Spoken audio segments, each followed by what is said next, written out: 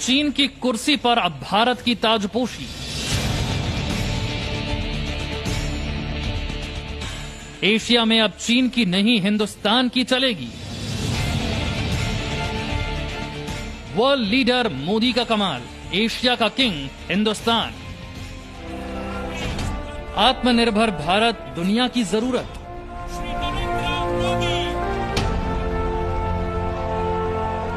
विकसित देशों के ग्रुप में इंडिया का वेलकम।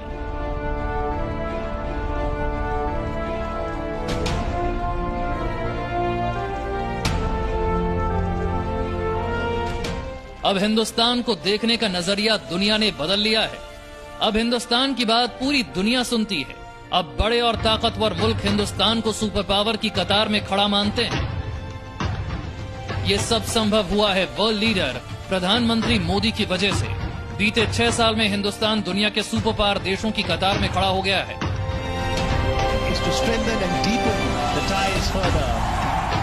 दुनिया के सबसे ताकतवर मुल्क के राष्ट्रपति डोनाल्ड ट्रंप और मोदी की दोस्ती भी दुनिया देख चुकी है। 7 शक्तिशाली देशों के ग्रुप में हिंदुस्तान की एंट्री।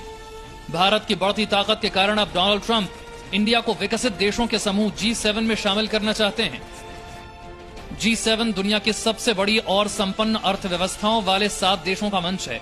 इसमें France, Germany, Italy, Japan, America, Britain और कनाडा शामिल हैं।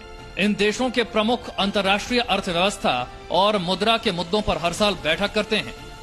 10 से 12 जून के बीच G7 समूह की वर्चुअल बैठक होने वाली थी, लेकिन डोनाल्ड ट्रंप ने आखिरी वक्त पर इस बैठक को सितंबर तक के लिए टाल दिया। ट्रंप ने ऐलान किया कि सितंबर में होने वाली बैठक से पहले G7 ग्रुप में भारत को भी आमंत्रित किया जाएगा। अभी तक G7 समूह में एशिया से सिर्फ जापान शामिल था, लेकिन जल्द ही इसमें भारत की एंट्री हो जाएगी। ट्रंप ने G7 समूह में भारत के साथ साथ ऑस्ट्रेलिया, रूस और दक्षिण कोरिया को भी बैठक में आमंत्रित करने का ऐलान किया है। भारतवर्ष का जो है वो मोदी जी के आने के बाद पूरा जो इम्प्रेशन है इंटरनेशनली, ग्लोबली बहुत ज्यादा चेंज हुआ है। और इसके लिए इंडिया एक जो यूनाइटेड नेशंस के लिए बहुत देर का परमानेंट मेंबरशिप के लिए ट्राई कर रहा है, तो उसी के माफक ये G7 के अंदर भी एंट्री उसको मिल सकती है।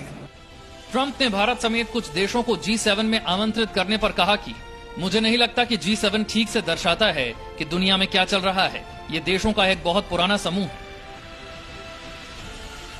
पूरी दुनिया चीन को कोरोना का गुनहगार मानती है। अमेरिकी राष्ट्रपति डोनाल्ड ट्रंप कई बार कोरोना के लिए चीन को जिम्मेदार ठहरा चुके हैं। यहां तक कि वो चीन के खिलाफ जांच भी करवा रहे हैं। कोरोना पर चीन को सबक सिखाने के लिए ट्रंप रणनीति बना रहे हैं। इस रणनीति का हिस्सा है G7 देशों का समूह। इसके लिए ट्रंप को हिंदुस्तान की सख्त जरूरत है। ट्रंप जानते हैं कि मोदी की कूटनीति के दम से ही एशिया में चीन को घेरा जा सकता है।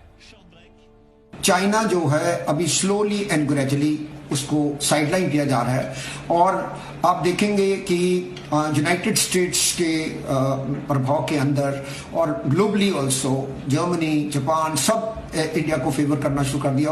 और ये कंट्रीज जो हैं आफ्टर कोरोना वायरस का जो केसेस जैसे ग्लोबली कनाडा में हुआ है उससे विड्रॉ कर रहे हैं चाइना से। Factories about 1000 international multinational companies they want to जो वो उधर से चाइना से बाहर निकलना चाहते हैं।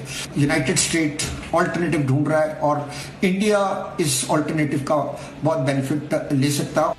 अमेरिका हिंदुस्तान की बढ़ती ताकत को अच्छी तरह से समझ चुका है। इसीलिए अमेरिका ने भारत को ऐसे हथियार दिए हैं जो वो जल्दी किसी दूसरे देश को नहीं देता।